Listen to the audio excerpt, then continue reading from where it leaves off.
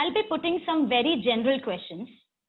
Whatever your answer might be, you have to rename yourself with the answer after your first name.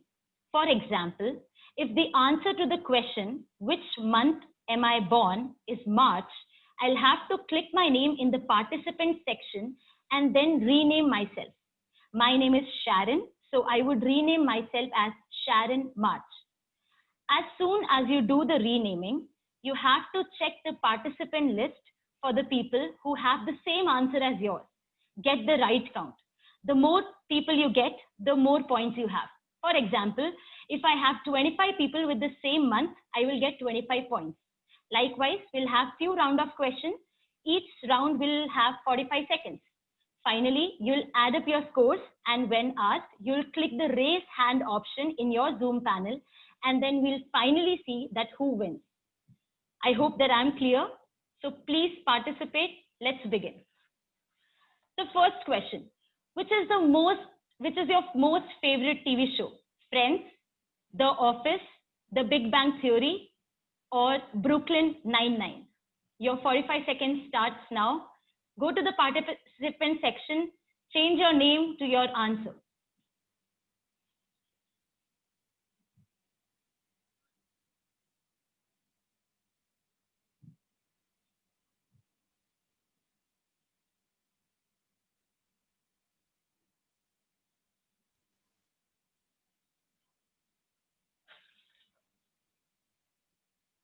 Everyone, please participate. Change your name to the answers and then take the count of all those people who have the same answers as yours.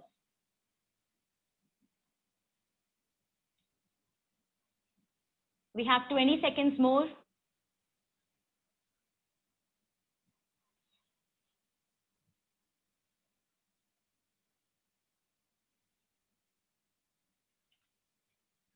Take the count and also keep adding up to your scores.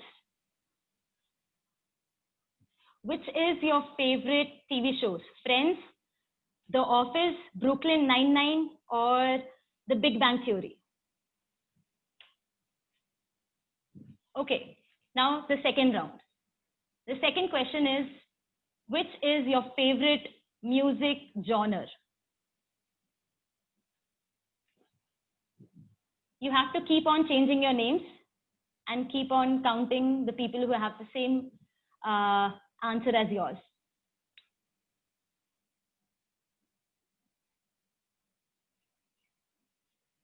Which is your favorite music genre?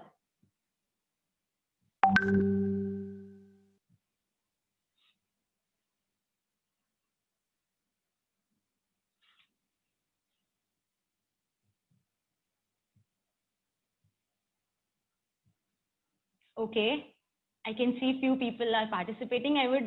It would be nice if everybody can. I hope you all are keeping the count of people who have the same answers as yours. Are we good to go for the third round? I hope so. Yes.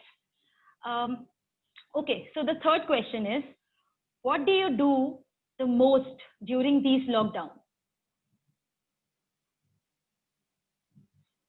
What do you do the most during these lockdowns? Keep changing your name. We practice our hobbies. We practice our hobbies. Keep changing your name in the participant section. Do not unmute yourself. Ma'am.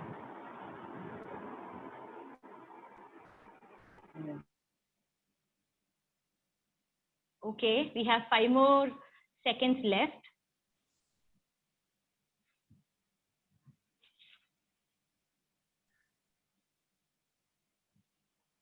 Moving on to the fourth question. Describe yourself in one word. Just one word. Please keep renaming yourselves. Keep the count. Yes. Describe yourself in one word.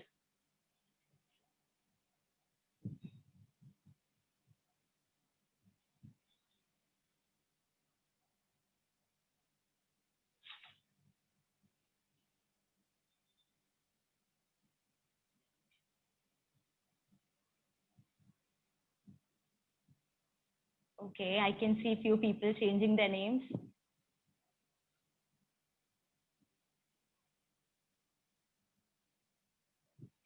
We have 30 seconds more.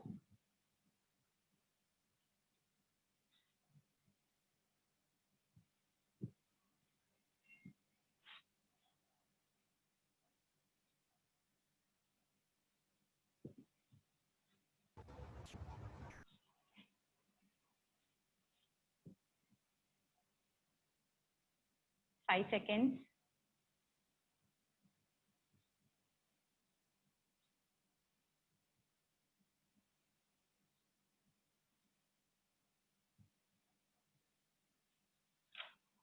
Okay, so now the last question is, which is your birth month? Which month are you born? Which is your birth month? The last question.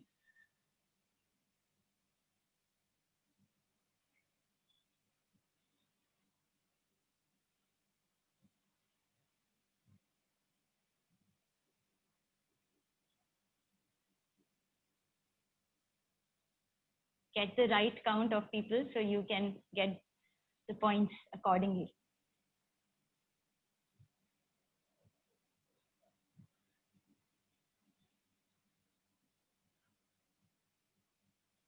Thirty seconds more.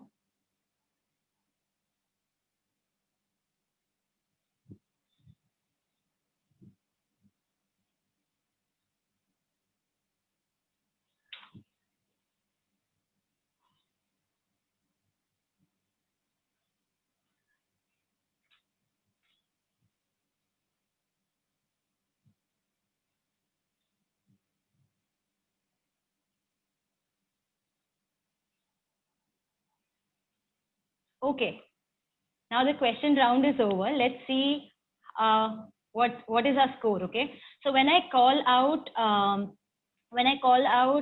who has got more than 50 points or who has got more than 40 points, you have the raise hand option in your Zoom panel. All you have to do is you have to raise your hand. Okay, so let's begin. Who have got more than 25 points?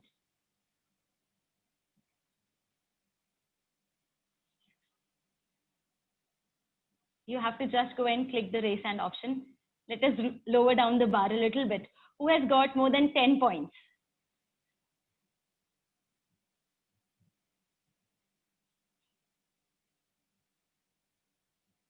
Okay, we can see few people. Okay, many people raising their hand. Okay, now who has got more than 25 points? If you haven't, you can lower down your hand.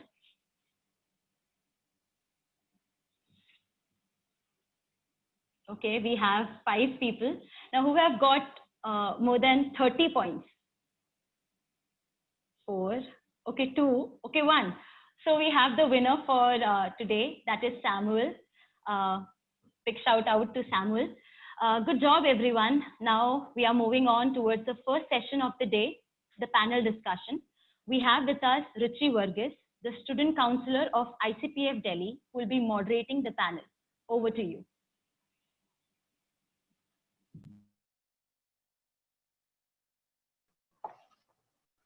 All right. Thank you, Sharon, for that icebreaker. So, yeah, just as a note before we go ahead, those of you have renamed yourselves, you can go back to renaming yourselves with your official names with which you registered. Yes. So it is such a privilege today to be moderating such a star-studded panel as we have with us today. And I'll just introduce these amazing men and women to you before we go into a time of discussion with them, asking them questions and hearing from them. So I'll just go in the order that I have before me.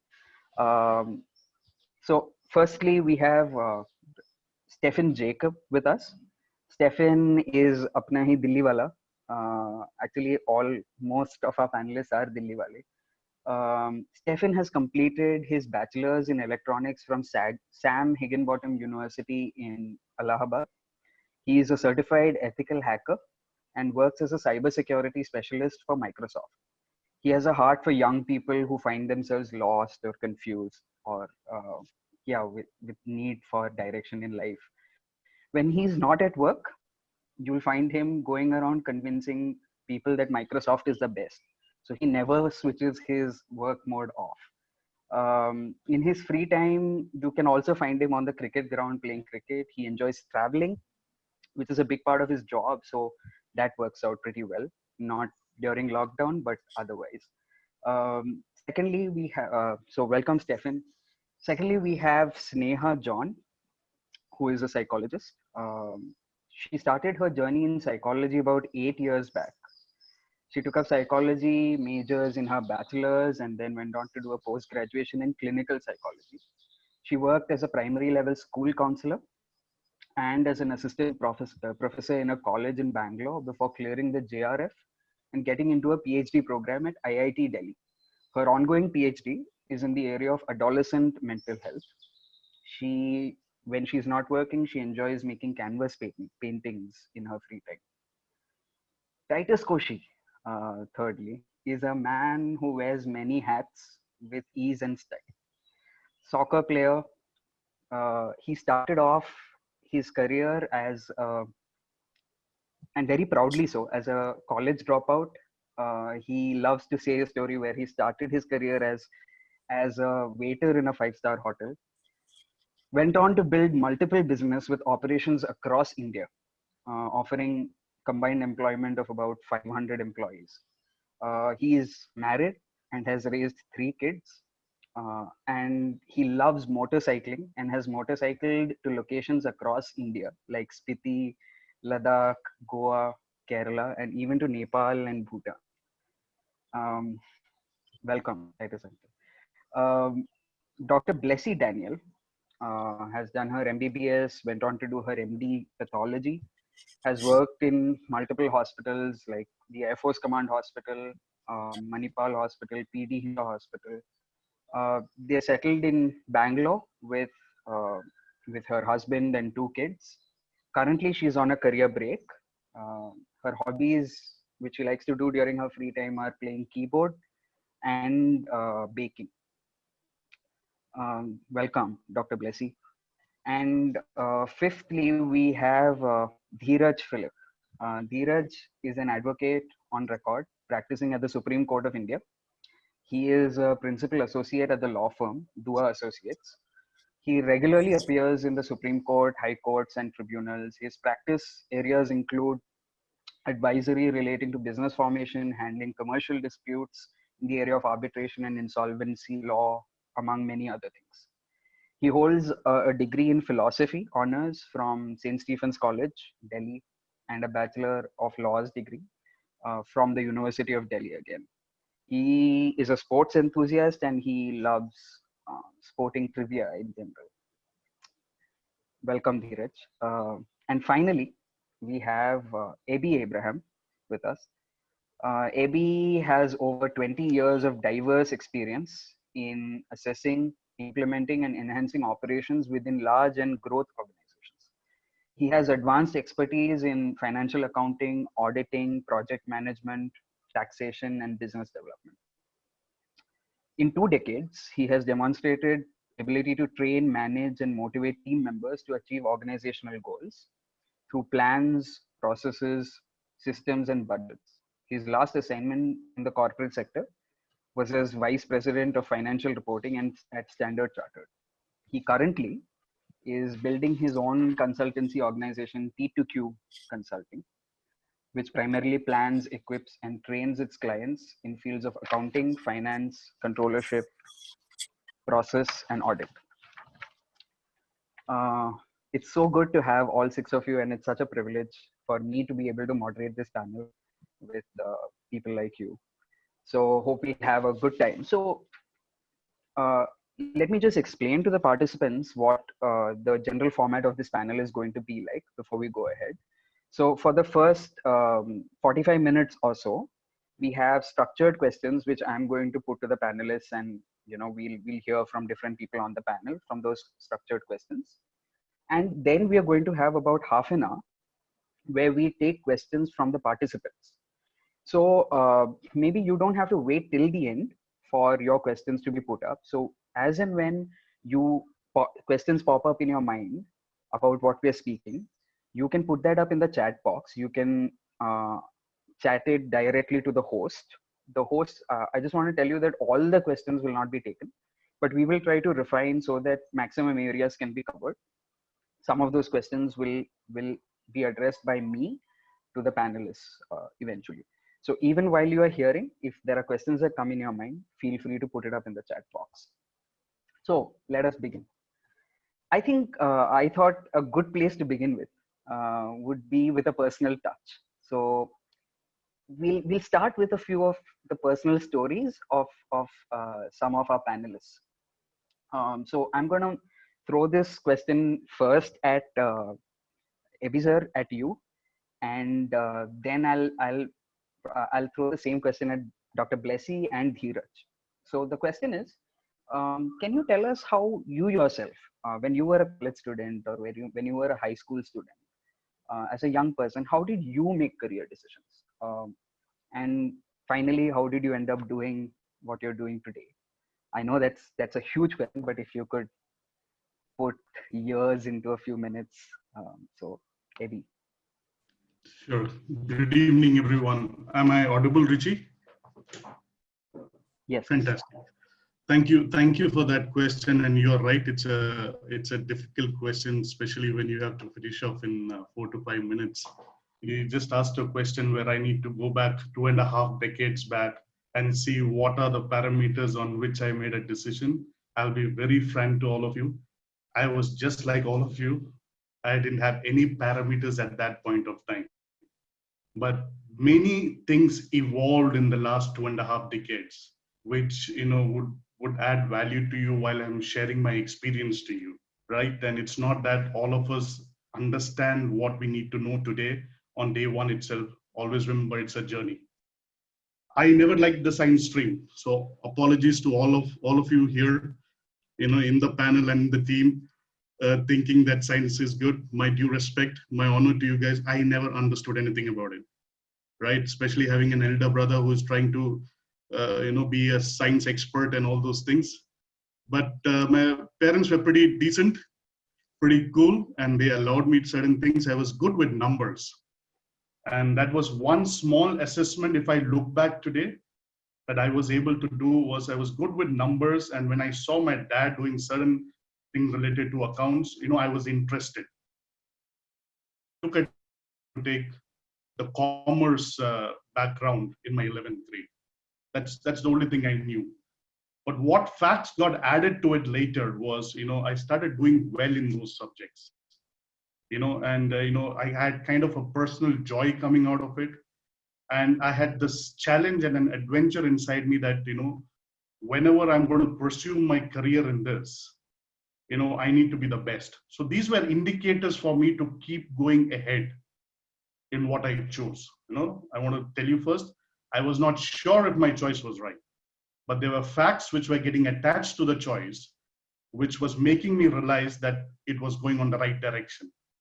Did well in 12th, entered into BCom honors in one of the Delhi University colleges, finished with that, did masters in financial management.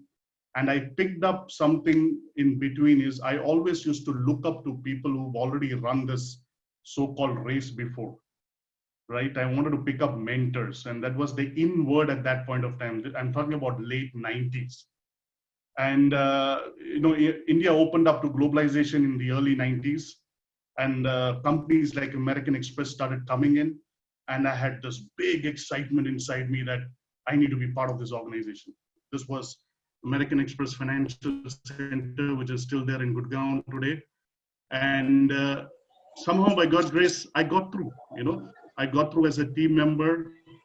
I was so proud that I was part of that organization. It was some kind of an achievement, and you guys won't believe it. The first 3 months they made me do was filing. In fact, I was not even able to sit in front of my computer. The seniors would tell me, go do filing there, go there and filing. And I was thinking, what hit me? I was here to make decisions and all those things. But there's one attribute that I learned that day was never say no to work. And what generally came out of that is when a KPMG or an EY would come for an audit, I would be the person sitting in front of them, making sure that the audit is happening, because I am the one who's knowing where the papers are. And I started getting exposures there, right? And because I learned that attribute of don't say no to a work, and hence started taking extra work always, got promoted in Amex, because I picked up a project which many people didn't want to pick up. So hence things started moved into Genpact, again said, had that attitude of saying no to, had that attitude saying yes to work. It started elaborating. So my foundational aspect was always finance and accounts, but my vertical started building up in HR, transitions, quality, right? Because these all things started getting added. So, it's almost 7 to 8, half a decade of my experience over. And then I joined an Indian organization, United Consultancy. Titus is leading that organization. Amazing experience I had in terms of learning, in terms of contributing, in terms of, getting a totally different perspective of Indian compliance and how business development happens, right? And as things happen, the one thing is when the passion inside me was to do there and my purpose is met, I always want to do a new thing. Passion and purpose needs to go together. And that's how one of my biggest job opportunities was with Standard Chartered Bank. The CTC was great. The position was great. But like I told you earlier, the passion was there, but the purpose was getting changed in my life. The purpose was different at that age, strata for me. Hence, I realized that, this kind of confidence came in that I need to start something. I'll tell you, it was very difficult initially to leave something which you always cherished in your life and start something new where you really don't know where it will head to. But did jump because I wanted the passion and the purpose to go together. And that's how this new organization have come in the last 3 years, moving on well, trusting it will move on well. So if you've not heard anything, what I just said, please remember this thing. Assess your passion, okay? Align that passion to a purpose. Never say no to a work, and be ready to adjust and readjust, especially in the season that you and I are going to go ahead to. Thank you so much. Thanks a lot, Eddie sir. So I'm going to throw that question again quickly at Dr. Blessy and then to Dheeraj. So when you do address that question, maybe if since we have a experienced person like Eddie sir sharing his life story, if you guys could focus on something that maybe high school students and college students only want to hear, where we are so confused at this moment, and how did you navigate especially that area of your life, Dr. Blessy? Am I audible? Yes. Yes. Yes. Thank you, Ebisa, for your wonderful story. I'm very privileged to be part of this event. And yeah, I would like to share my story. After 10th, actually, I was not clear whether to go for a medical or an engineering side. So I actually ended up studying biology, maths, and computer science in 12th. But after 12th is what I got a clarity that I need to go to the medical field. I had, in my family, there were many cousins of mine who were already doing medicine, and my mom was a nurse. And it's a respectable profession and a caring profession, and job stability is always there. So that is why I chose medicine in the first place. And I was interested in biology. So I wrote KSET, which is the Karnataka Common Entrance Exam, and I got into a medical college in Karnataka. So MBBS is 4.5 plus 1 year of internship, that is 5.5 years. And after that, I worked for 1 year in mission hospitals and private hospitals. Then later on, I realized that just MBBS is not enough being in a city, because it is just the basics and you need to specialize in a subject. And I spent again 1 year for entrance exams. And I wrote different exams for different institutes all around, and I got through Air Force Command Hospital in Bangalore, and it took MD pathology. I took the pathology because I was actually curious to learn more. I was interested in the scientific things that happen behind diagnosing things, and how a disease occur and why does it occur and all. And mainly pathology was a 9 to 5 job where night calls are less and on calls are less compared to the other medical fields. And I was just married. So I took the decision to do MD Path, and that was again 3 years.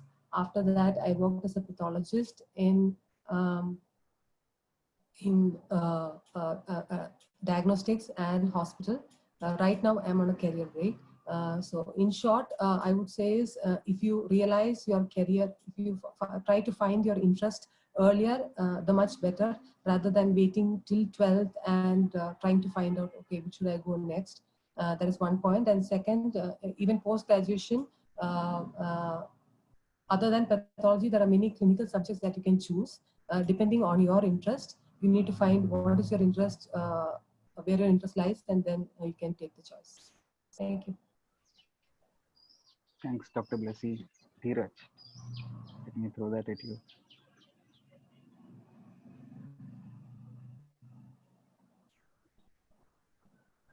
Yes, Richi, it's the same question that I have to answer, right?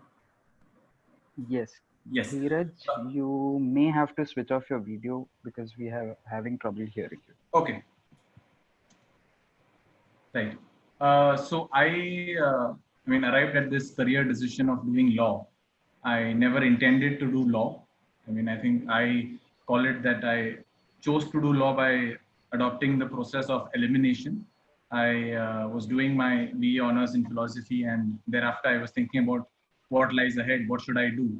And I was just eliminating various things that I didn't want to do. And so the thing that was left was to do law. And so I decided to do law. And while I was graduating, one of my favorite subjects was logic. So one of the factors that went into my decision in doing law was I thought, well, logic, reasoning has a natural progression in law. So that was one of the factors which led me to doing law. But I had no clue about courts. I had no clue about the legal system. I have no one in my family who's a lawyer. So in that sense, it was a challenge. And also because, it was quite late that I decided, in my third year of college that I want to do law. So there is quite a bit of sea of difference, I would say, in terms of the 3-year program and the institute from which you do it and the 5-year program. Fortunately for me, I had good mentors along the way who had been in the profession for a long time and who were there to guide me. And I think one of the first things that I learned once I got into the profession was when you're outside, things seem very much white and black to you, right? You're either lying or you're not lying. It's either right or it's wrong. And in my first year, there were many cases. I was associated with the senior counsel, and there were many cases that we were handling. And there was one particular 2 or 3 cases that, really put me in a situation which made me think about, well, what is right and what is wrong. There was a case about a certain group of ad hoc employees who had been in an organization for about 15 to 20 years. And then the organization decided after 20 years to have exams for those posts. And the organization decided that they wanted to fill up those posts with regular employees. And the employees took over the view for the management. And at that was the 2006 judgment of the Supreme Court, which said that, you can't have backdoor entry and ad hoc employees, temporary employees don't have a right to employment. And that really got me thinking, because on the one side, you have employees who've been there with an organization for 15 years, for 20 years, who are on the same scales. And then on the other hand, there is the organization which says that, well, you are never permanent, so you are ad hoc. So now we want to fill up the post. So, and the organization and the management was obviously aided by a judgment of the Supreme Court, which said that you can't have backdoor entry and you have to fill up posts in the normal manner. So that really got me thinking, right? In terms of the ad hoc employees were right in demanding that, they should be given a chance at permanent employment. The management was right because the law was in their side. So, sometimes there are a lot of these kind of conflicts, which only once you get into the profession, you realize that it's not as simple as it seems from the outside, or as it is perceived to be. Or as it is shown to be in the movies, that this is right and that is wrong. And then there was another very interesting case, which of a young couple which uh, got married, and they were both adults and they decided to get married. They were both major. And the girl's family decided to file a case of kidnapping against the boy. And it finally came to the High Court, and we were representing the girl. And obviously, the challenge was that if you're a major, I mean, you've decided what you could do, and the law permits you to do that. And then again, so as to bring about a truce, the judge said, well, why don't you sit and talk? And so the girl and the husband and wife now, they spoke to her parents. And her parents were obviously very hurt that, well, for so many years you've been with us, and one fine day you decided to just go away and get married. And they were right in from their perspective, because they obviously felt that what the daughter had done was wrong. The girl was right from her perspective because she was an adult, she was a major, she had every right under law to do what she felt was right. And they were having discussions, and the mother broke down. And the last that I knew of that case was that the mother suddenly had breathing issues and she had to be rushed to the hospital. So a few of these cases in my initial years, really got me thinking about law is a very complex subject. It's not as simple or as black and white as it is made out to be. But that is the journey that I have gone through and I continue to grapple with. So that has been a learning curve for me. Right. Thank you, maybe Dr. Blessy, Dheeraj, for your stories. So this is a good thing about this sort of channel. We get to hear stories from and the struggles of different professions and what they choose, the good things, the bad things. So we'll get into slightly more general questions, which I'm sure a lot of the people right now on our call are asking, especially because we live in such uncertain times, right? We're not really sure going ahead what sort of things are going to have scope, what sort of things are going to pay. There are so many things that we need to be taking in account as a competitive world. So how do I decide what career I want to choose? So my next question, I'm throwing it first at Stephanie, and Sneha, you can come in on it on that, and some of you if you want to add. My question is, what are some of the criteria that young men and women need to keep in mind when they're choosing a career? Like how do we make choices as to what we want to do at a personal level, at a social level, at a family level? What are the criteria which actually decide and determine that choice? Stephen, could you go at that first? Yeah, sure. So I think one thing that stands out every time when you make that decision, पहली बात तो ये है कि when I was dealing with that question, that realization came very late when I was into my first year of my job. So I didn't have a IIT background. So, but what the realization came was that, hey, I mean, what are the industry asking for, right? So, for example, if I'm a new graduate or just passed out of college, getting into a new job, some of the couple of things that stands out for me is like, first is something that you like. I know it's a cliche answer that, something that you like, but for example, something that you like and also ensure that can ensure you have a regular income to that. For example, let's say, hey, I like music. Some students may like music, they might like cricket, but is that really an option that that you can pursue and can ensure that it can pay the bills at home in the coming months? So something you like, yes, but you also need to evaluate whether how much of a value can you bring in when you pursue that career. So I mean, that's one question that you need to ask and figure out, right? Second being the learning curve, right? So your learning never stops. You always should have something with a growth mindset. Something that I could see is like, for example, your school, your college, it's like an instruction manual for you. You have been given the instructions in your school, in the college. That's theory part. You understood everything. Now the practical. Now you're driving the car. Now it's you who has to decide how to drive that car, right? So I recall an interview that I went to conduct as part of being in the same company at BITS Pilani, and we were interviewing these computer science students. And we had a a guidance as to what needs to be asked and what kind of questions that you need to ask them, and it was given to us that we need to ask them fundamental question, no tough questions, because they were just they've completed their BTech in the final year. And one thing that we were looking for was, do they have an intent to learn? Do they have that growth mindset with them? So I think your learning never stops. When we think like, hey, school ho gaya, college ho gaya, matlab meri padhai khatam. No, it's never like that. In today's world, within just 1 week, someone can just pull you back, right? The change that is happening today, right? Just an example of the situation we are in right now, COVID.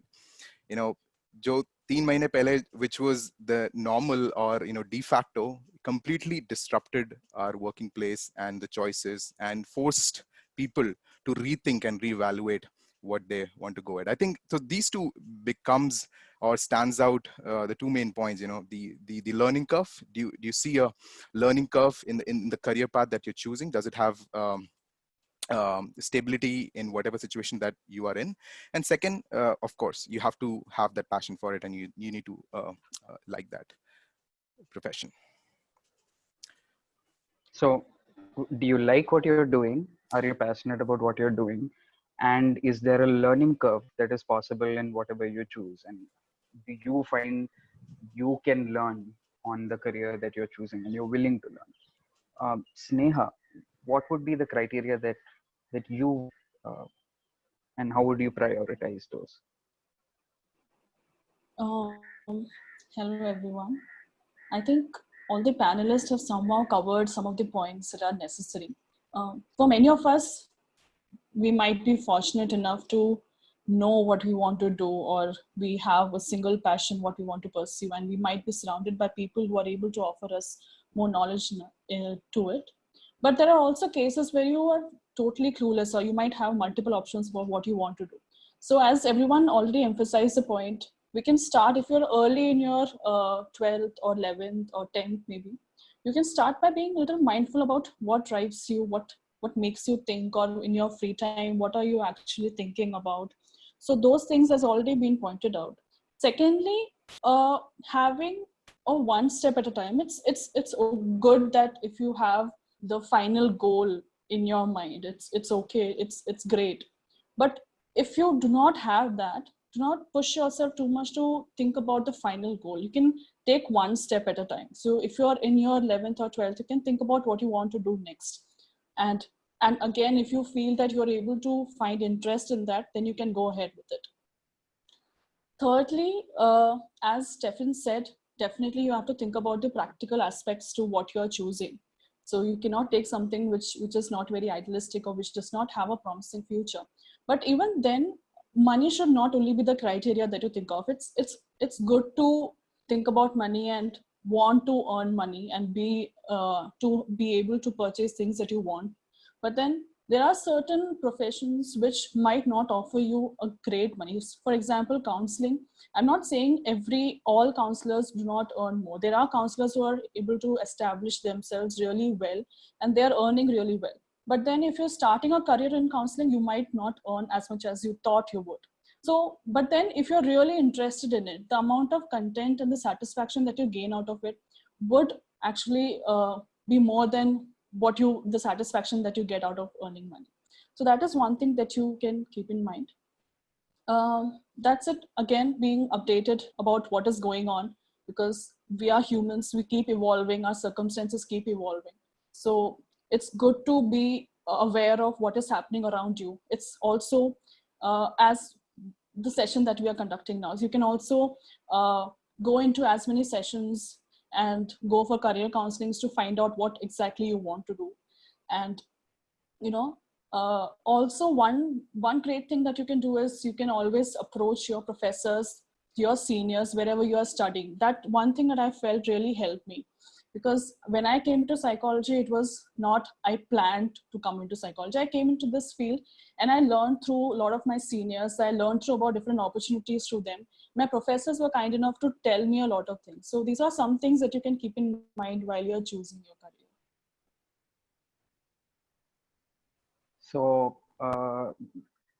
things we've heard is being mindful about what we're passionate about, what we think drives us, learning constantly, one step at a time, which is, I'm sure, very encouraging for a lot of people who are sort of fixating on, I just don't know where I'm headed.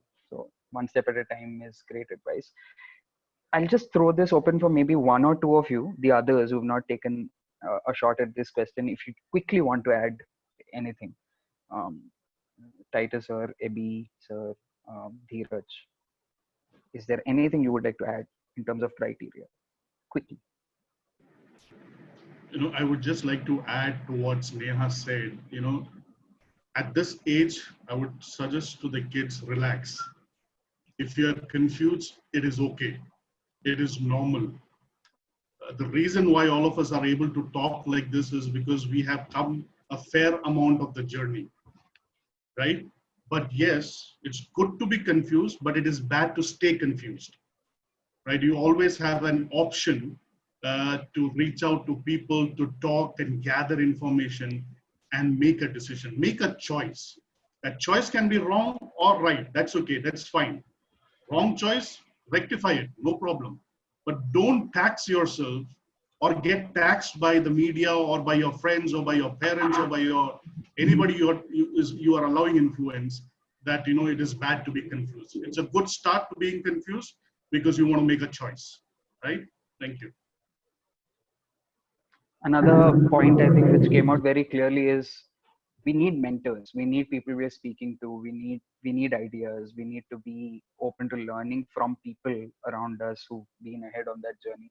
I think that's great. I think that's some great advice. I just want to move on to a quick question, which is going to be put to all of you. What would you say is the most rewarding aspect of your career?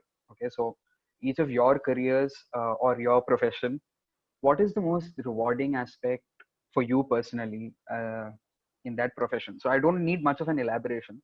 If you could just quickly say what is the most rewarding aspect. So maybe I'll come at Titus sir with this question first. What would you say as an entrepreneur? What is most rewarding for you?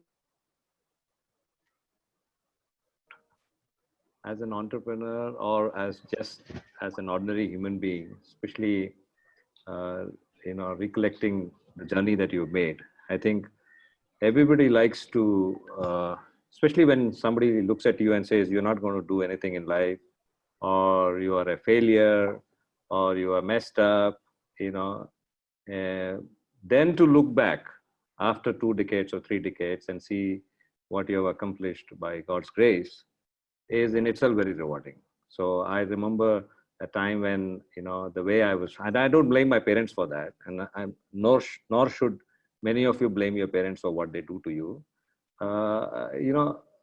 They thought I couldn't even provide for myself and my family. And they had very valid reasons, because that's the way I was managing myself. But then 3 decades down the line, just to see where I am today, to be in a place where God has used me to provide employment for maybe around 400, 500 people, it's unbelievably fulfilling. I'm so grateful to God for that. Yeah. So that's very fulfilling for me, man. Also, I just wanted to say one more thing for the guys, Abhi put it very well. I think don't be overtly anxious about the choice that you need to make. Most of the time you're influenced by peers and what's your neighbor's kid doing, and you're so worked up because of all those things. Listen to your inner voice and see what your heart wants you, and then go full on. And I think that's the best way to go. Otherwise, what will happen is you will end up into a profession and you will work for many years, and then eventually, whenever you think you have the control over things, you will like to jump over and try to do something different, and then regret the 2 decades and 1 decade and 3 decades that you would have spent working somewhere else. So take your time, take it easy. You can do it, and you will do it. All right. So, Dr. Blessy, what's the most rewarding aspect of being a medical doctor?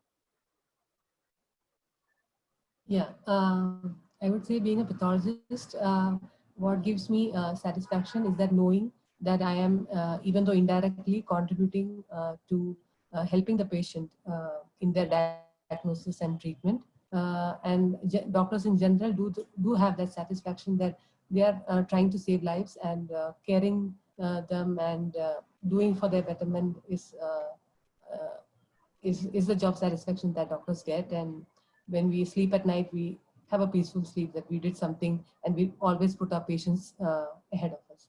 And one more rewarding point about medical profession is the job stability.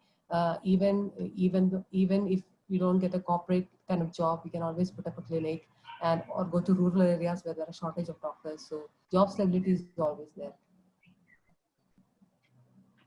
Stefan, what is it that makes you peacefully sleep at night? What's rewarding for you?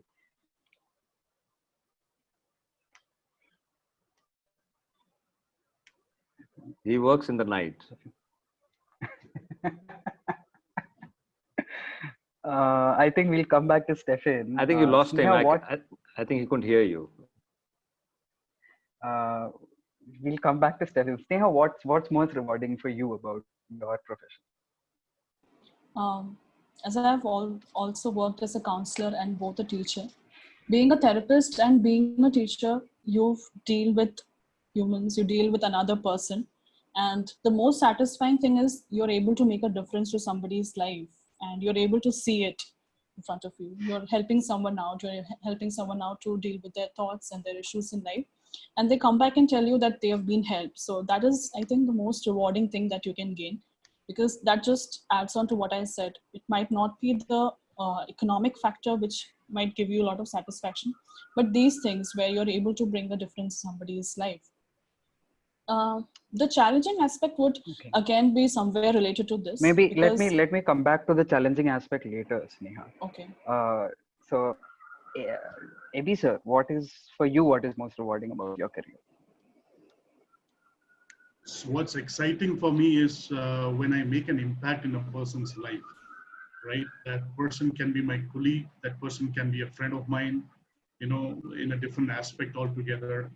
That's what all of us are trying to talk here, right? A personal joy arises from within, and that is the purpose. That's why initially I said all of us look for passion, but we don't link our purpose to the passion.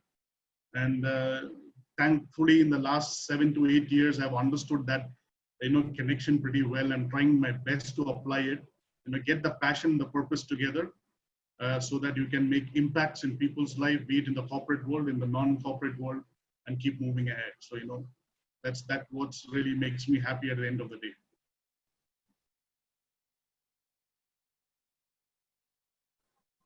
All right. Dheeraj, what is most rewarding for you about being a lawyer? I think for me personally, the most rewarding thing is that, if I was in cases where we were able to bring about justice where injustice exists. I mean, we don't live in a perfect society. There is a lot of injustice. And we all have a sense of right, wrong, all those kind of concepts in our mind. But sometimes, when a lot of cases that we're dealing with, we go to the court because there is a redressal mechanism provided. We also go to the court because we feel that by the authorities, by whatever it is, we've been unjustly treated, because the law ought to treat everyone fairly and not to discriminate against someone. So I think the most rewarding aspect for me has been helping out, bring about justice. Although it's not perfect justice, you may win a case and after get reinstated and still after 6 months get terminated. But to bring about that little bit of justice really is very satisfying, because I think that is what the system that God wants, that there exists justice on the earth. All right. So my next question is actually related, but I need each of you to answer this in 1 or 2 sentences at max, because I have a follow-up question to this. Then what is the most difficult part of your career for you? So what is the most challenging, the most difficult part of your career? Abhi sir, would you like to go first? What's most difficult about being a finance guy? The most difficult part is there's a lot of numbers. What you like can become your disadvantage also. And you need a whole lot of discipline to ensure that the 6 inches between your 2 ears are working well. And that can be taxing. You can be tired at the end of the day. especially when you want numbers to win. Numbers do make impact. In the end, that's what flows into all our bank accounts also, right? So that's where the most challenging part is. Dr. Blessy, what's most challenging for you?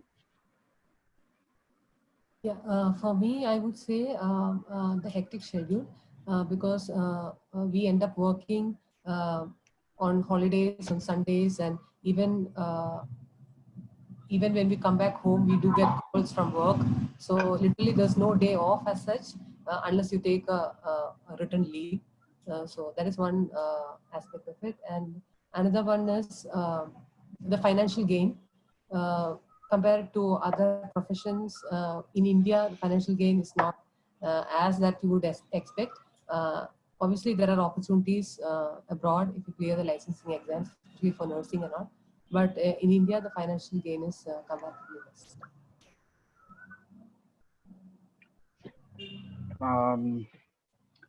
Sneha, what is most challenging for you? As I was saying that although that's part of being on a change in a human life is encouraging, it also comes with a challenge that it's a huge responsibility.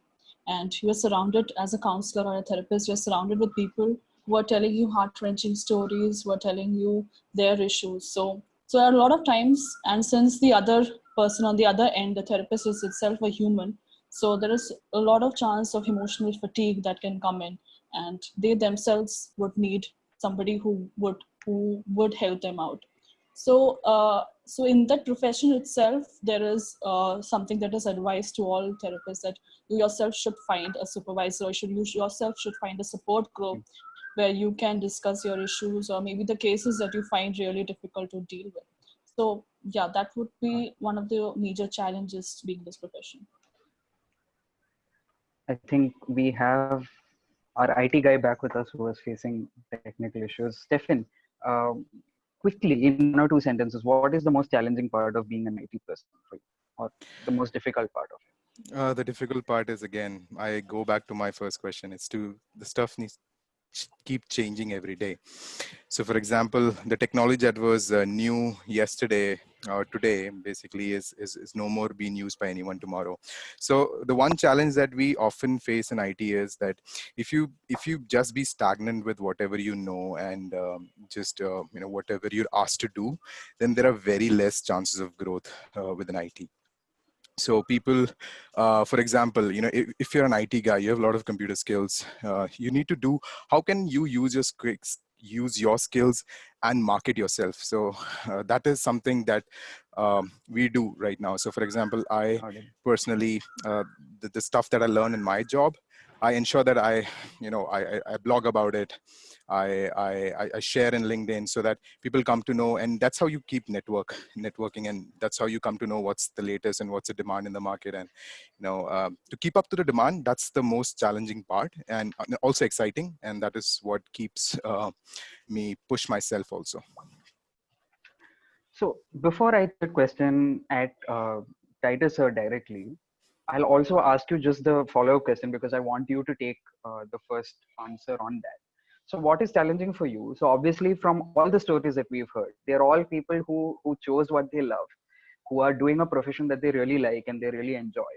But just because you choose the right career, or just because you're doing a job that you love, or you're following your passion, doesn't mean that life magically becomes difficulty free, like problem free. Obviously there are challenges and difficulties in any choice of career.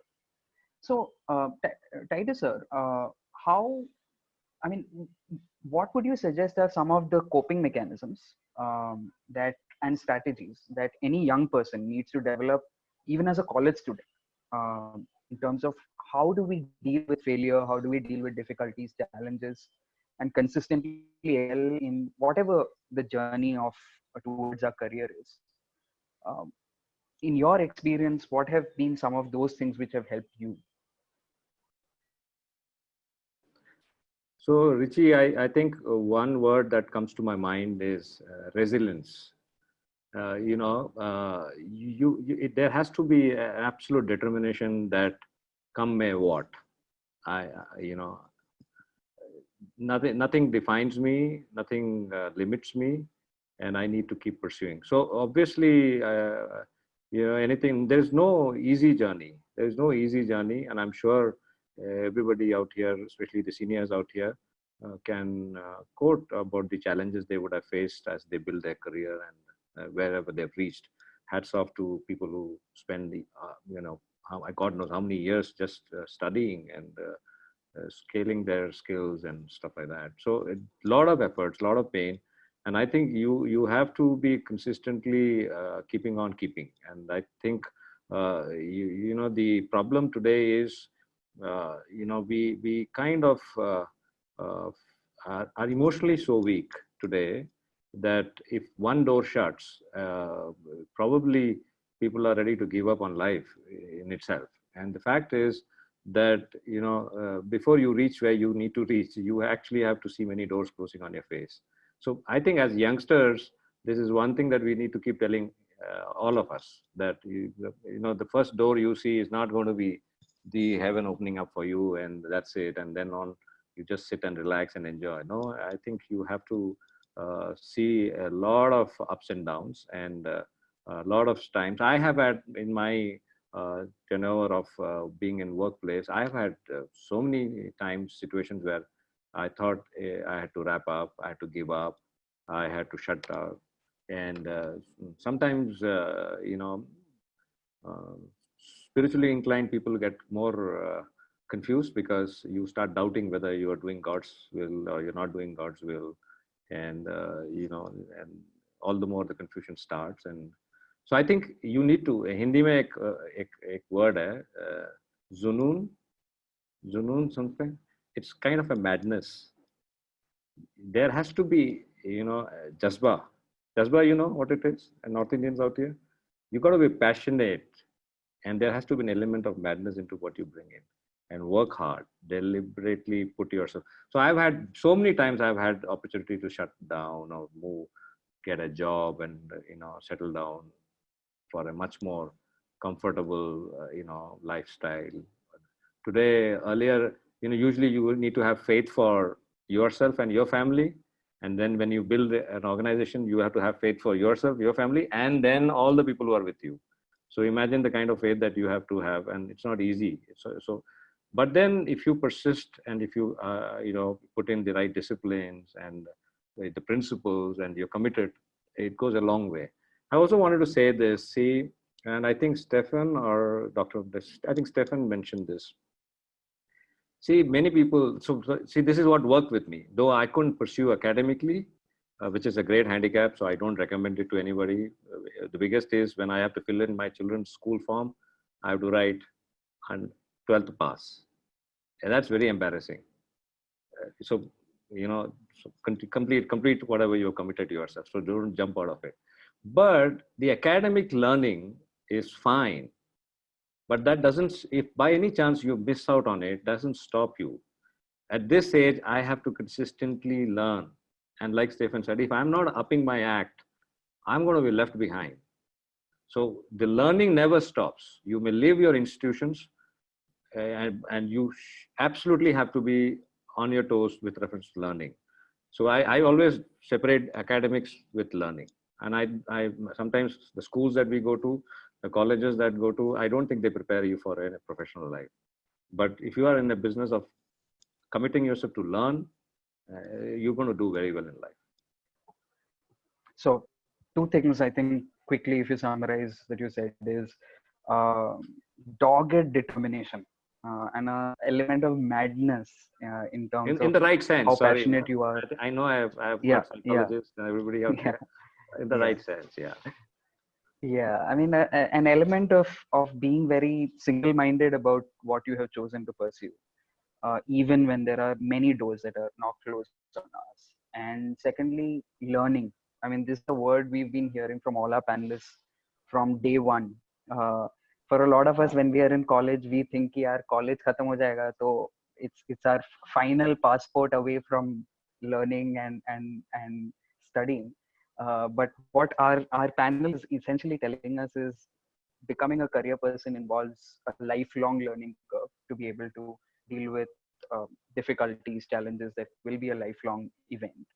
So anyone else wants to add to any of that, any of the coping mechanisms very quickly, 30 seconds to add some of the coping mechanisms which have worked for you? Anyone? Dheeraj, Stefan, Sneha. I think just a couple of points. I mean, one, being sincere. That's very important in what you're doing. I see a lot of youngsters, because of me being a lawyer, let's say I've given them 3 or 4 cases to read, and they wouldn't have read the case, but they would have checked something from the internet and said, well, this is what it says. And if you really ask them, have you read the case? They'll continue to say that we haven't read it. So I think being sincere is very important. Understanding your role is again very important. Once when I was in a particular office, someone told me that you don't have to be the Messi of this team, right? Just to use a football analogy. You need to do the simple thing that we asked you to do. In that particular case, I had to prepare a list of dates. That is what you have to do. You don't have to go and argue before the Supreme Court. So understand your role, being humble and being sincere. There will be things that you don't know. Don't say, I know it. My first senior told me one thing, that it is better to ask a foolish question than to make a foolish mistake. To this day, I go and if I don't understand something, I ask. So these are just some things that sometimes, you think, oh, well, I can just say something and get away with it. I would advise you against doing that, because that eventually shows and that doesn't look very good. I think that's a brilliant note to take the next question, because I think just guys and girls, if you miss that line, I would like to repeat that for you. Don't always try to be the Messi of your team or the Sachin of your team. There are times when you will have to play bit roles, and stay humble, keep learning is a big takeaway from how we can continue excelling even sometimes when we're not able to do what we dreamt we could do, and there are difficulties in life. Now, I just want to ask a question with a slightly different texture. So we have a lot of participants who are women, who are girls.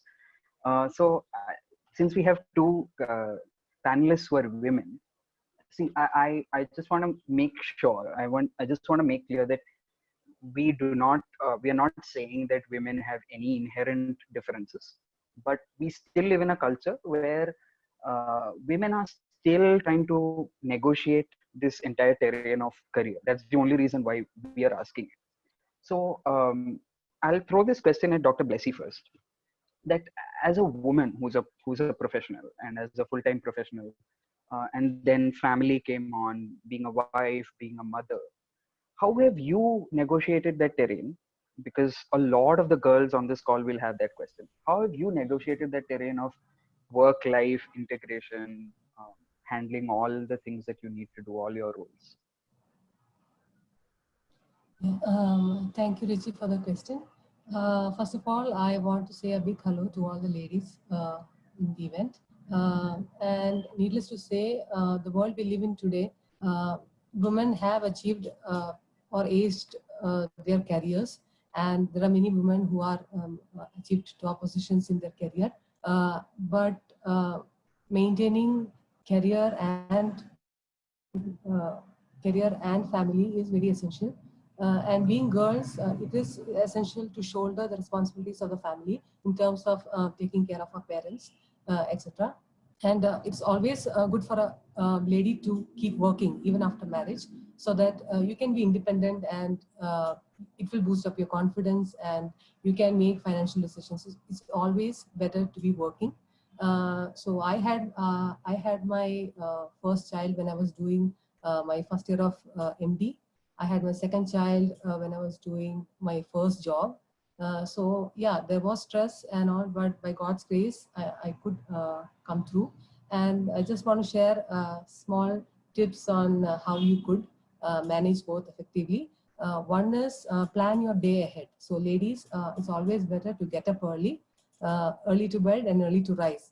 So once you get up early, you can plan accordingly what are not things to be done in the house. You need to cook, you need to take care of your children, settle everything, and then be at work on time. And the second thing is delegate the work at home.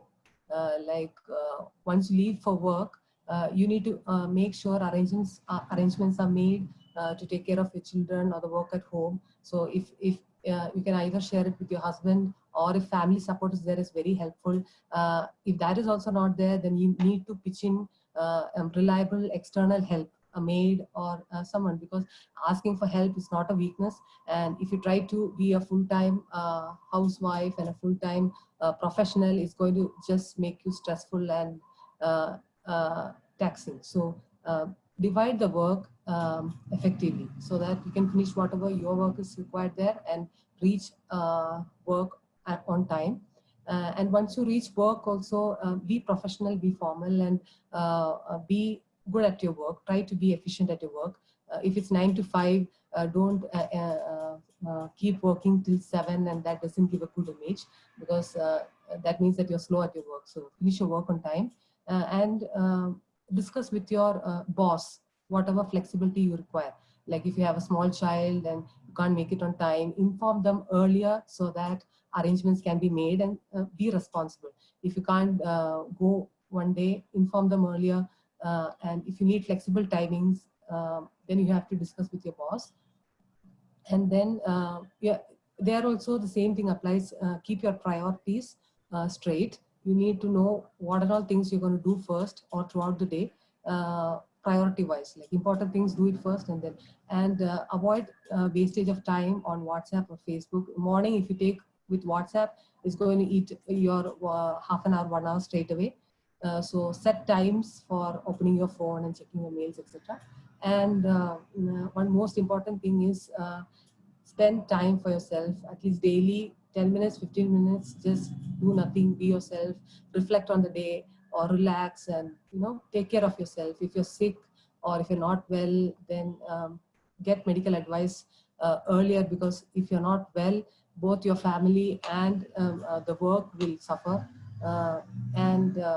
And take an occasional go for an occasional short trip or something as a family, that way. And government also gives maternity leave for 6 months, which is paid, and that can be availed. In my time, it was only 3 months. Now it's extended to 6 months. And if your children are again 3 to 5 years, or hyperactive stage where you find it difficult to manage and all, you can always take a short career break, maybe 1 or 2 years, but don't extend it too much. You can always take a career break, and then make sure during the break you update yourself regarding your profession, attend webinars, attend short courses, online certificates, that keeps yourself updated, and you can always come back to your work. Yeah, these are the things from my side. Yeah, so I think, even when you're starting life, I mean, most of you are not wives or mothers yet, but I think two of the takeaways that I can pull out from what Dr. Blessy said is learning how to plan your day ahead and be planned with what you do. By the way, for the boys, planning koi ladkon ke liye bhi jurm nahi hai. I mean, I think that's good. Early to bed, early to rise is not a rule just for the women. Planning is good for everyone. Richie, I was about to say that. Richie, sorry, I'm interrupting you. I was about to say that, Yeah. and I think Dr. Plessy put it very nicely, especially for young girls. One of the open discussion that you need to have before getting married is also on your career and the shared responsibilities. And it's always good to have a very clear understanding on that as you commit yourself to build a life together. It really works. It really helps. And don't mind asking the boys if they know how to make food, and omelette. You should ask them. Yeah, and just I love the statement which Dr. Blessy made, which could also be a big takeaway, that asking for help is not a weakness. It's just acknowledging your limitations and expecting other people to stand up for covering up those limitations. And that's great, whether that's at work, whether that's in the family, and that's some brilliant piece of advice. So now we have about 20 minutes, 20 to 25 minutes to take questions from the floor. So as I mentioned before, I'm just going to repeat it. If any of you have individual questions, you will not be asking it live. You will be putting it into the chat box and to the host, which will then be communicated to me, and I'll be asking not all your questions, but selected questions from what you. So if you guys have any questions to ask the panelists, please do use your chat box.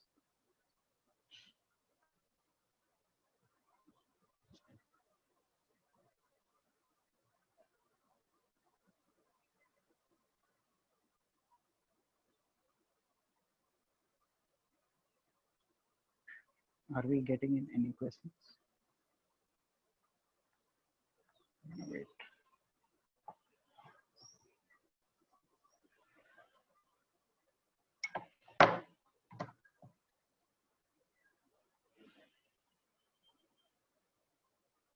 Okay, so I have a question that has come in, and this is directly given to Dheeraj. So this is directed at Dheeraj. What steps or processes did you go through to get into a law program in a college or university? What was that like? What are the different paths? See, the different paths are, if you're looking at doing law, you have two options. After 12th, you have a 5-year program, which is a BA LLB, which is offered by national law schools. For that, you are required to give CLAT, Common Law Admission Test. And then the other option is that after your graduation, you do a 3-year program. So there are some colleges which have been operating or which have been in existence for a very long time, which have a 3-year program. I did a 3-year program. If after 12th you do a 5-year program, you save on 1 year. I would advise if people are, if any of you are looking or considering doing law, that you take up the 5-year program in terms of professionalism, in terms of learning, also in terms of cost, it is much more. But in terms of professionalism and in terms of learning, the 5-year course possibly offers you much more than a 3-year course like what I did in Delhi University. Because you know, sometimes at least during my time, you know, a lot of students who were doing law were really not very serious in doing law. A lot of them were just there because they were preparing for some other exams, civil service, bank PO. Whereas when you're doing it after 12th, you're doing a 5-year program, you're much more focused, and you have specific internship breaks, which helps you. Because I've seen students who are on a 5-year program, by their 5th year, they've done 8, 9, 10, 11 internships. And they've done internships in so many different places in diverse fields. So they have a reasonably good idea about what they want to do.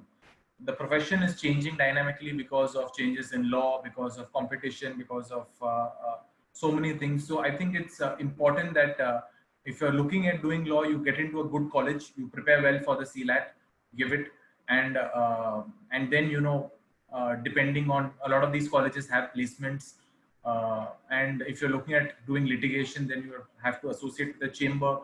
And if you're looking at doing litigation, it's going to be tough initially because the pay is not very high.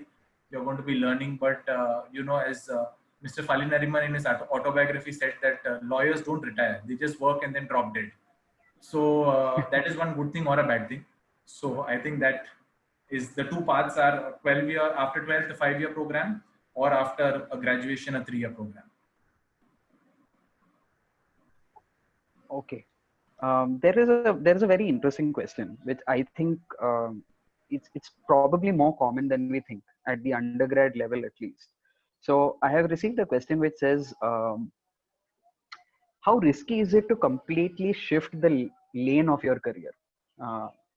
And so if you feel like you need a shift in the subject you're studying or the path you've taken, how risky is that?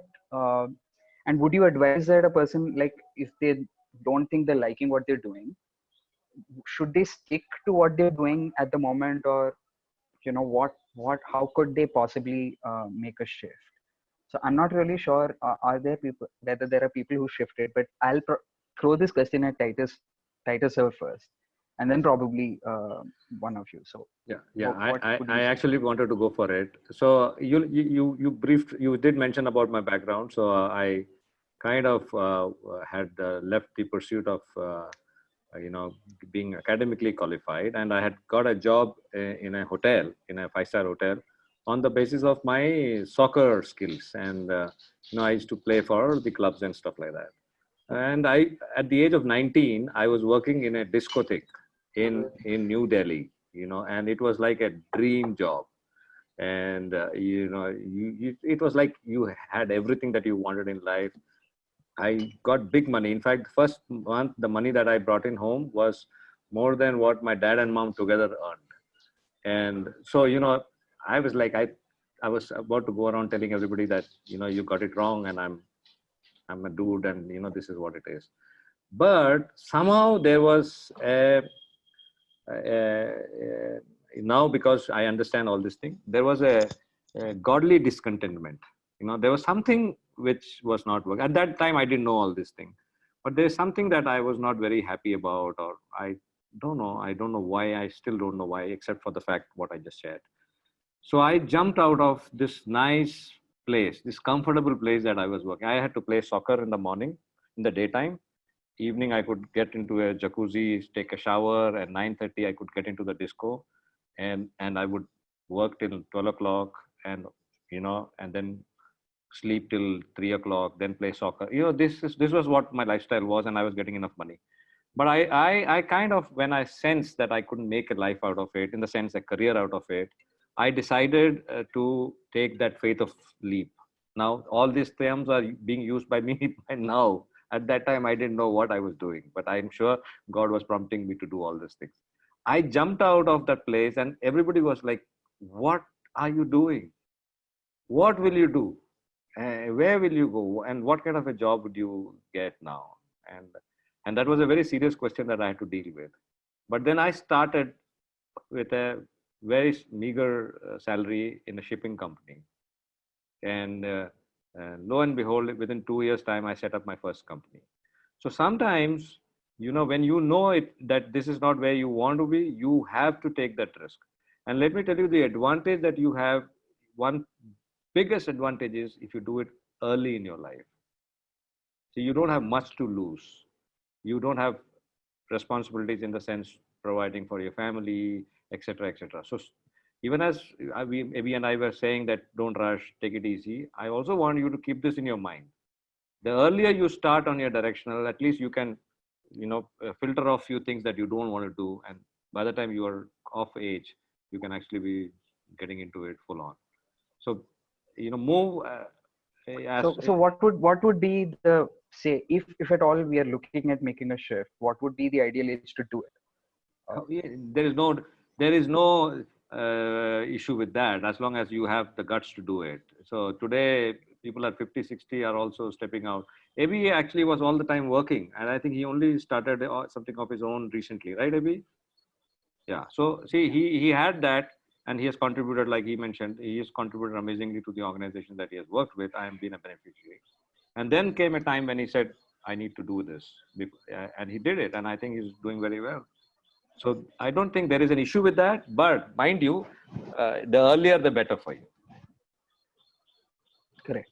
So I just for the participants, most of your questions which are related to specific fields, like I see a lot of questions coming in about law, about entrepreneurship, about IT. So tomorrow we have breakout sessions where you're going to have time to interact with people who are from specific careers and ask them questions specifically. So that's why I'm not taking those questions. So I see a lot of questions from Samiksha, from Jesse, from a lot of people, from Nitish about law. So your questions will be handled at that point, which is why I'm not taking those questions. But just to take a few, another question, and I'll probably direct this at Abhi Bhaiya. So there's a question which is if I work for 5 to 10 years and then start my own venture, will it be too late? So just to elaborate that question, like, is there a correct timeline to become an entrepreneur? Like, how do you make those decisions? I don't think so. There is any model or any 7 steps to become an entrepreneur. See, if your desire is there in your to become an entrepreneur, you should, while you're working for someone, you should always know, what it's required to become an entrepreneur, right? A, you should have an idea. B, you should have the resources. C, you should need who are the mentors in that field. for, you need to understand at what framework and what foundation platforms you want to do this. So there are very critical questions that you can answer yourself while you're working, because I understand from the question is, the questionnaire is trying to ask that, I want to become an entrepreneur, but I don't want to do it right now. Can I become one after 4-5 years? No problem. Like I told, at the age of, how old am I? At the age of 39, I took a decision to start something of my own. And I would have never dreamt it in my life that I would have done this, right? It is not there in my DNA. Neither it is there in my parents' DNA or any in the extended family. We always used to work for organizations at different levels and all those things. For me personally, it was a matter of passion marrying purpose, and there was a purpose which was growing inside my mind where I wanted to do things which was more impactful, and hence took a decision. But when I took a decision, it was not a blind jump. It was not a blind faith that I was doing.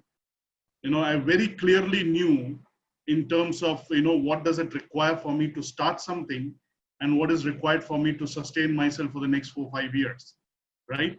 So, if you have a desire to start something, okay, you can't start right now, no problem, but start collecting the facts. Start working towards it in your mind. Start learning certain things. And let me just add, Richie, if I have a time, let me for 30 seconds more. There are some good obstacles in life also. Okay, when I was part of GE, they used to throw work at me as if there was no one else working there. My primary role was to manage the financial field, but they would throw transitions at me, they would throw quality at me, they would throw HR at me, with the company having their cost-cutting perspectives.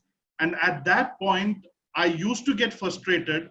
But today, when I look back, that obstacle expanded my horizon, right? So there are very good obstacles also in life. It depends upon what age where you are when it comes. It is there to help you out. So to answer that question, there is no time or age bar per se, but start collecting facts, be focused, be realistic, and then trust and have faith and then jump into it. So just a couple of takeaways from what Ebibe was saying. Maybe you guys can actually put, that's such a pearl of wisdom, passion marrying purpose. It's not just about feeling passionate about something, but feeling purposeful about it and putting those two things together and understanding the purpose of things. And another thing, there is something called good obstacles in life. So some obstacles can be good. Again, I want to remind the participants a couple of things. So if you're still in a place where you're confused about what you want to do, we have a lot coming up in the program. So we have a psychometric test which will help you understand yourself and what are your passions. Also, tomorrow, there are humanities questions that are coming in. Tomorrow, we are going to have breakout sessions. So we will also have a survey in the end, which breakout sessions you would want to attend. A lot of our panelists are coming tomorrow. So everybody will be talking about finance tomorrow. Sneha will be talking about counseling. Dheeraj will be talking about humanities as well as law. And plus many others. So we hope that a lot of you who have specific questions will come back and join us tomorrow. One more question that I have from the audience, and this is actually great. And I'm not sure who wants to take it. Any of you, it's a free for all. Anyone can take it. So in India, we live in a culture where everyone has an opinion about how Sachin Tendulkar batted in a certain match, right? So everyone is a commentator. Everyone is an expert. So this is something that we also, as young people, face when we are young. That everyone has an opinion on what we should be doing. So that can be such a confusing landscape for us to navigate, right? So whose opinions do we listen to?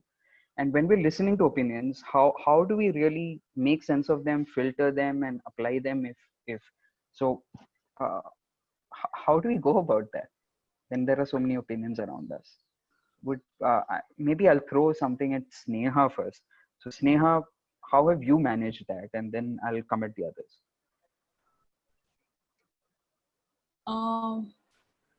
I've not had many opinions thrown at me, but yeah, specific to what maybe my gender, specific to being a woman, what you could do. And there people who were already there in some kind of a profession, and they would say that, you know what, this will help you to earn more, or this will give you a shoffish job. So that kind of has been there. But I've always, like, it's always good to listen to opinions. You can have as many opinions as people can give you, and you can take them. But at the end of the day, it comes back to you, and you have to make a choice about what really drives you, and what is something that at night when you think about something, or in your leisure time, what is something that you want to know more about, or what you think of. So in the end, it comes back to you, what really makes you happy. So definitely there has been we've seen that a lot of children, a lot of students take up a course because, you know, our parents say so, or our relatives say so. While doing that is not really bad, or not like you're not going to be happy doing it. Some people might be happy doing it, but then it always comes like you have to explore more to find out. So if you are at a point where people are giving you opinions and you have no clue what you want to do, but take up 2 or 3 options that you feel you can, and explore more in that. So if you can take up a subject, you can major in 3 or more subjects, 2 subjects, and then slowly and gradually you can start maybe doing some internships, or taking up some kind of a part-time job, to find out whether you would sustain that kind of an interest for a very long time. So that's something that you can try out. Let me throw that question quickly at Dheeraj and Stefan in that order. So Dheeraj, how do you handle opinions? How do you learn from them, at the same time make up your mind? See, I think it's important to hear people out, because in law, at least, we say that justice must not only be done, but must also be seen to be done. So it's important to hear people out, and I think it's important when our elders are giving us opinion that you hear them, because a lot of them, most of them, have experience on their side. But at the same time, you also need to discern about what are your passions and what are you interested in. And you know, there are maybe, you know, if you don't do something which someone else wants you to do, the financial considerations may not be the same, but you may have a passion in what you're doing. So I think that balancing act is important.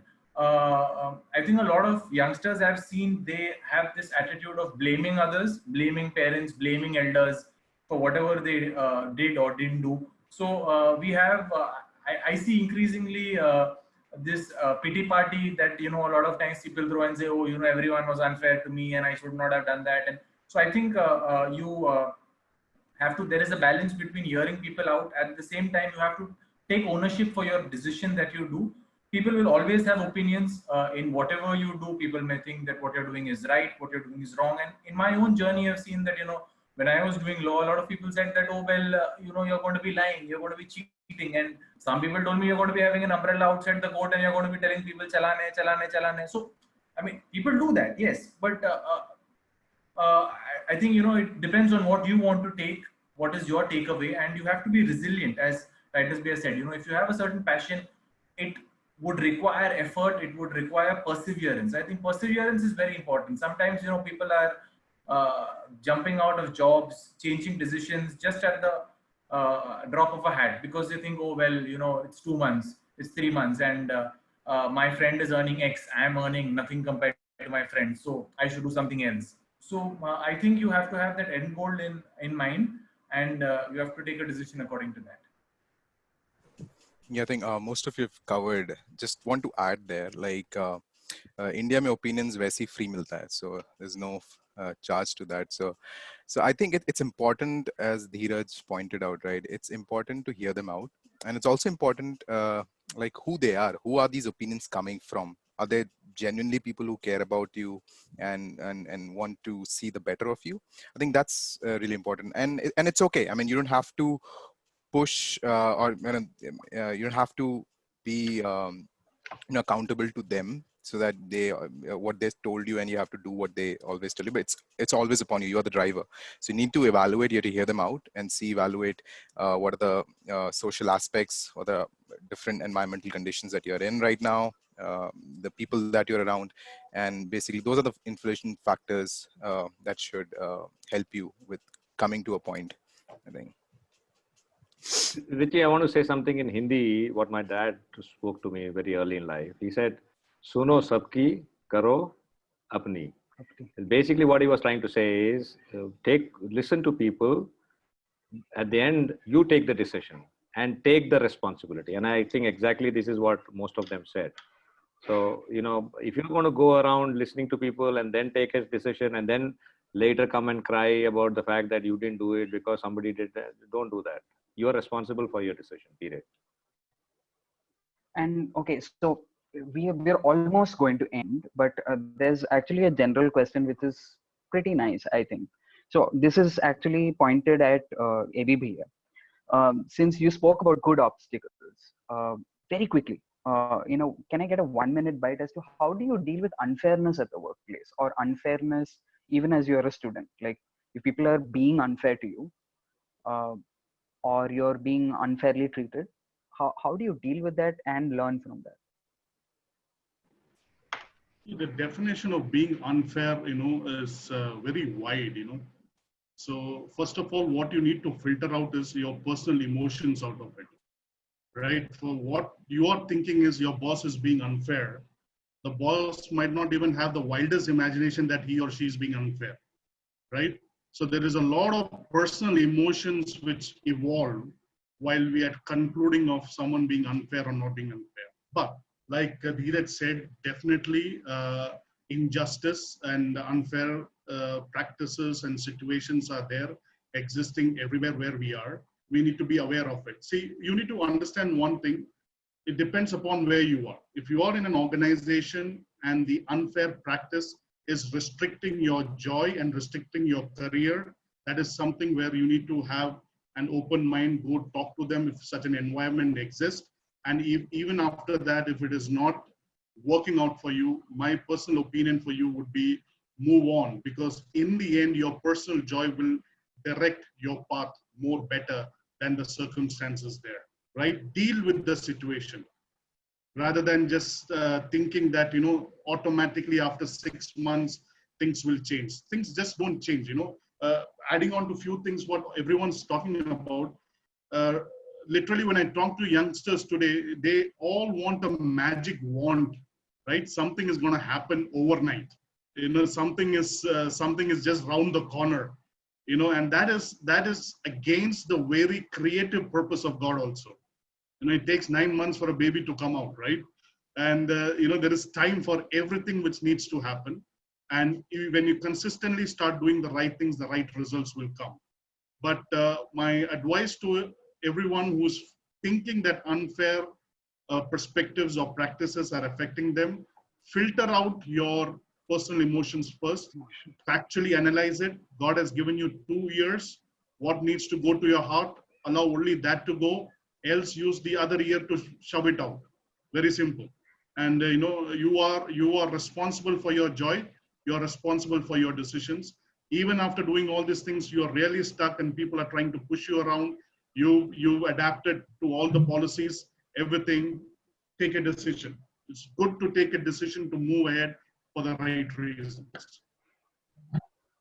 All right. So it's to almost wrap up our panel discussion. So before we wrap up, there is a last question that I would like us to leave with, and a last takeaway. But before that, I think there was a couple of participant questions which was directed at me, saying, so I'm a person in Christian ministry. What are my challenges and what my rewards? If you want to hear about that, you can come back tomorrow. So I'll also be taking a session on mission ministry, Christian ministry, if you're interested to be part of Christian ministry. So hopefully I'll answer that question tomorrow. Let me stick to my moderator role today, especially because we don't have time. So my last question to all of you is, so many of you, I think most of you used words like God's grace and, you know, faith and things like that. So, as people of faith, as every person on this panel is a person of faith, as people of faith, how has your faith shaped your career choices at different points? At any points, have you also found conflicts between your career and your faith? And if yes, how did you resolve those conflicts? So I'm sorry, but I'm going to have to give you only three of you 1 minute each. I'm going to stop you at the end of 1 minute. So I'll throw this question first at Dheeraj. Yes. Did you get? I think I faced a lot of challenges. I mean, I'll try and be as quick as possible so that I use my 1 minute. I mean, there was a recent case where I mean, I was dealing with a client. Client came and they wanted to approach the court because they were, again, it was an employment issue, and you know, their view was that you should do whatever it is. And I said it can't be done. They wanted a stay against an exam being conducted. I said that can't be done. In law, that can't be done. And you know, they didn't come to us. They went to another lawyer, and one of the persons then later on, about 3 months later, met me and said that I thank you for not taking up our case and charging money, because the other person that we went to, we paid him a lot of money, and the next day he came with a new car. So my advice is that sometimes, you know, being truthful and giving the right advice is important, and that is something which I derive from my faith, from my foundations. It may lead to financial loss in terms of not getting a case, in terms of not making money, in terms of losing money, in terms of what you would get for a particular case. But being truthful is very important. That is something which I take away from my faith.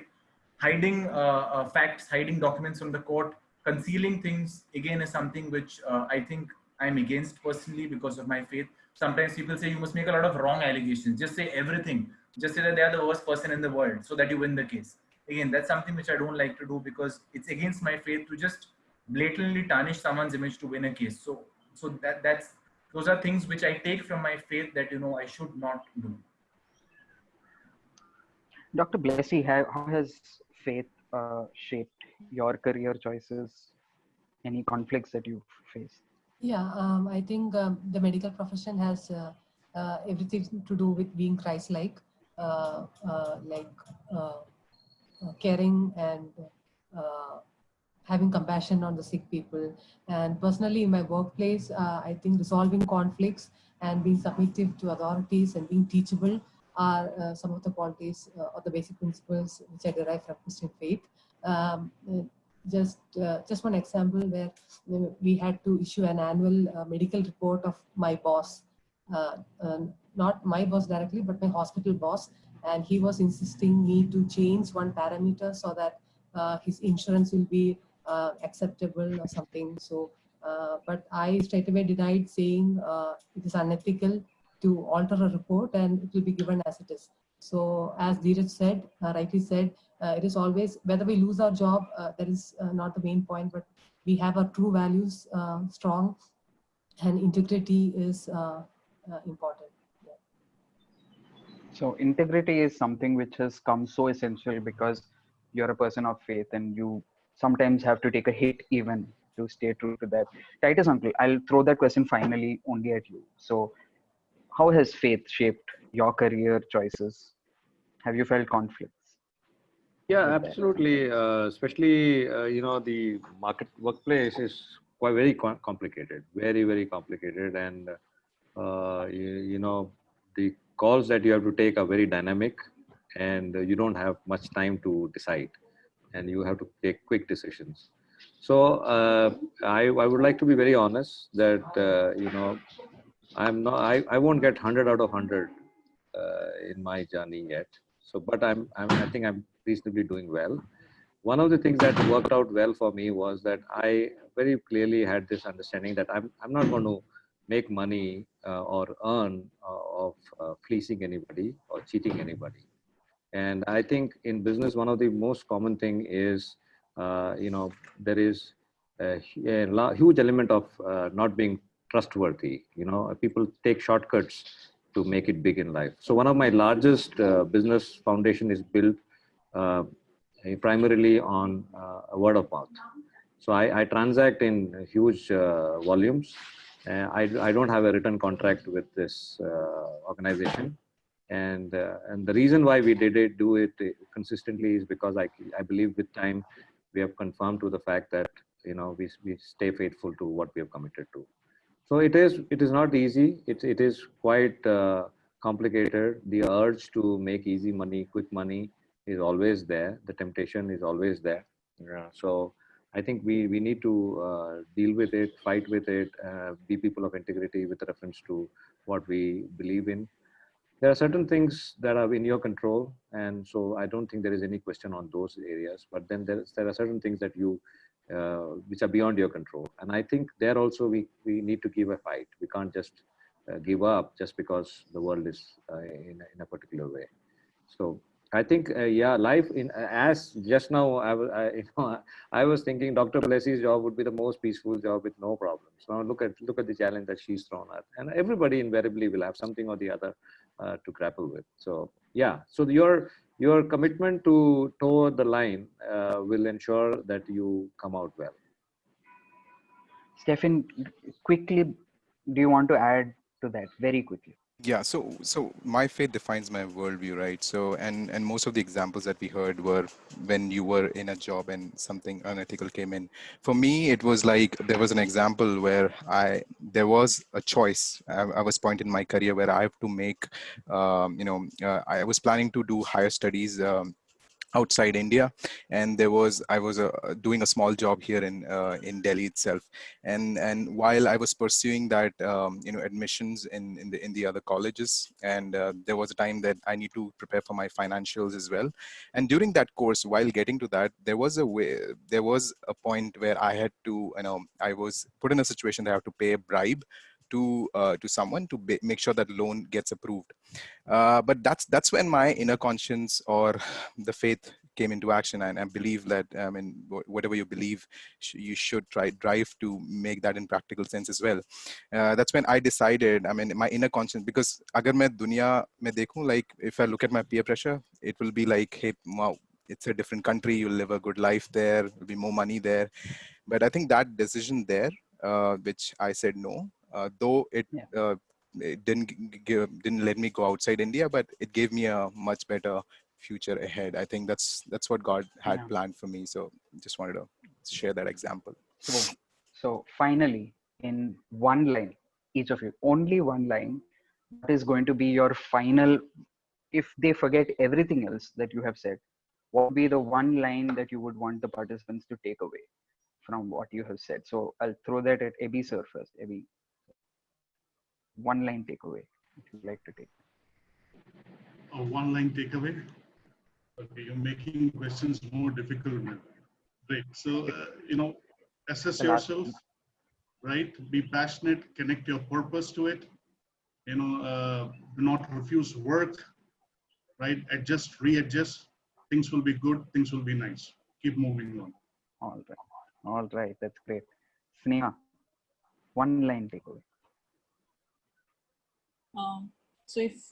So there might be some of you are really confused about what to do. So what I want to tell them exactly is that there is more help out there than you think there is, or you just have to find out whom to reach out. And because there are people who are just a mail away, and you just mail them and you find out, okay, this is what I can do. So I think what you need to do is just have that guts to reach out to people and find your answers. Reach out, find the right help, find the right mentors. Stephen, I think whatever you choose, whatever you do, make sure you have an impact on people around you in some way or the other. I think that should be one. Make sure you're making an impact on people around you. Dr. Blessy. Whatever career you do, stay true to it, be sincere, love the job that you're doing. Then only you'll get job satisfaction. And it's not about making money, it's about impacting people around you, and find purpose in what you're doing. And stay sincere no matter what you're doing. Dheeraj, what's your one line takeaway? My only takeaway, I was going to say be sincere, but I would say persevere. In whatever you're doing, persevere. Persevere, don't give up, don't balk at closed doors. Yes. And undisputedly, our king of one-liners, Titus Uncle, what is your one-line takeaway to end the session? See, Don't disturb me. Have a dream, and then go for it. Don't find a scapegoat to blame. Okay, go for it. Put in all your efforts, and I'm sure you will get it done. So, I think it starts with a dream, and then go for it. Have a dream, pursue it, and take charge. Take responsibility for decisions. Don't find a scapegoat for your mistakes. Thank you so much. This has been such a delightful time interacting with so many smart minds. It has been such a pleasure. Thank you for your time. Thank you for the amazing insights that you have given us. Yeah, I am also going to be signing off. So, Blesson, over to you. Thank you, Richie. Okay, thank you, Richie bhai, and especially great thanks to all the panelists for such a lovely discussion time. But now it's time for another round of exciting fun activity, which we like to call the switch.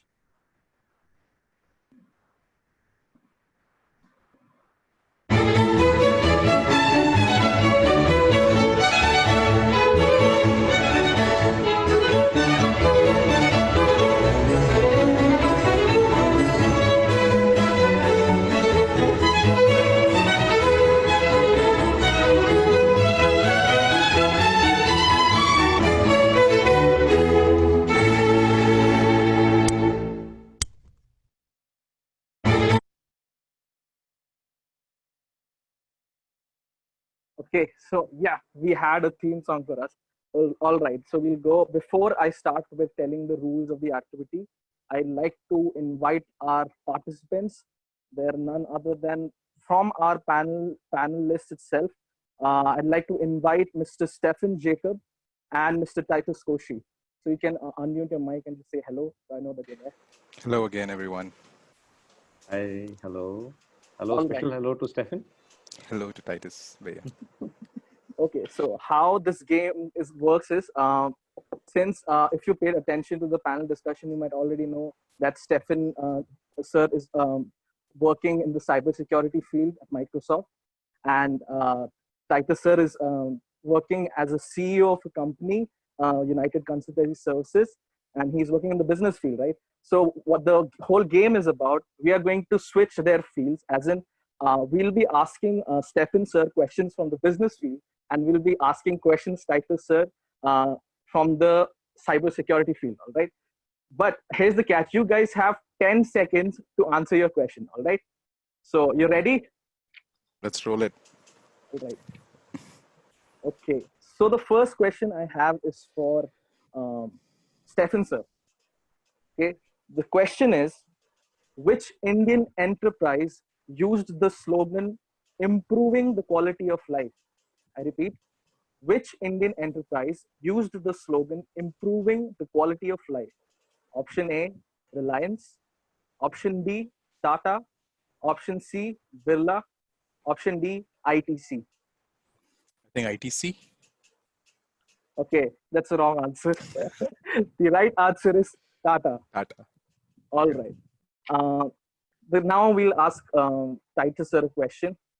Sir, the question for you is, which of the following attacks require a carrier file to self-replicate?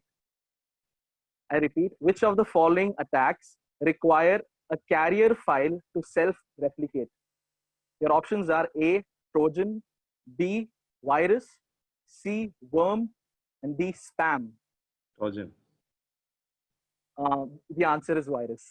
Oh. Okay, so far we have Stephen sir 0 and Titus sir 0. All right, we got to move to the next question. Stephen sir, it's for you. What is the name of the mobile company which was acquired by Sony? I repeat, what is the name of the mobile company which was acquired by Sony? Option A, Nokia. Option B, Ericsson. Option C, Docomo. Option D, Cell One. I remember the Sony Ericsson Walkman, so it's Ericsson. Okay, that's the right answer. Yeah. Now I'll move to Titus sir. Your question is, you have to define whatever I asked the question, right? Okay. So the question is, what is VPN? Virtual private network. Okay. Would you like to define what it actually is? Yeah.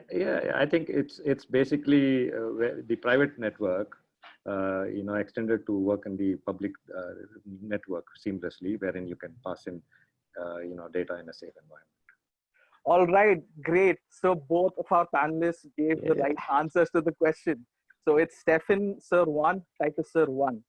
I'll move to the next question. It's for you, Stephen Sir. What British businessman is known for his brand Virgin? I repeat, what British businessman is known for his brand Virgin? The option A is Gordon Brown. The option B is Tony Blair. Option C, Richard Branson. Option D, Winston Churchill. Okay, what's the options again? Can you say? It's not Winston Churchill. It's not Tony Blair. Okay. The options are: option A is Gordon Brown. Okay. Option B, Tony Blair. Option C, Richard Branson. Option D, Winston Churchill. See, I've seen that guy with the long hair, but I don't remember his name. I'll take the option A, whatever was that. Okay, option A was Gordon Brown, but that's not the right answer. The right answer is option C, Richard Branson. Okay. Right. So now the question is for Titus sir. So your question is, name the technique used by hackers to obtain sensitive information like personal or confidential data, such as passwords and bank account information. I repeat. Phishing. Name. Oh, that was so quick. So common. So common. Taja. So common. Okay, so now we have the scores: Titus sir 2 and Stephen sir 1. Okay, so next question is for Stephen sir. Which American businessman has hosted a reality television show called The Apprentice and later became the President of the United States of America? Oh, repeat, come on. That is short. which American businessman has hosted a reality television show called The Apprentice and later became the President of the United States of America? Option A. Don't give options for that one. Donald Trump. Oh, all right, great. Okay, that was the right answer. I didn't have to give the options. That's great. All right, we move to the next question. It's for Titus sir. The question is, which social networking site has repeatedly come under the scanner for sharing its users' information so much? No, it's not Zoom. I'll repeat the question. Which social networking site has repeatedly come under the scanner for sharing its users' information so much so that its owner was called in the US Congress for his testimony? Oh, Facebook. All right, that's the right answer. So now the scores are Titus sir 3 and Stephen sir 1. All right. Stephen got two answers right. So Stephen sir 2. Yeah, Two. Stephen sir 2. Sorry. Apologies. All right. Now this is the last round, and I'll first ask Stephen sir the question. The question for you is, what is the full form of B2B venture? B2B venture, business to business venture. Yeah. All right, great. That was very easy. All right. Now your score is 3, right? Okay. So now I'll ask Titus sir his question. Your question, Titus sir, is which country is being accused of over 40,000 cyber attacks on India this past week? China. Oh yeah, that's the right answer. So I get after these questions and this round of activity, we can know our winner. Our winner is our very beloved Titus sir. Yeah. You can clap it on your screens. Our certified ethical hacker today. Told you he's an all-rounder.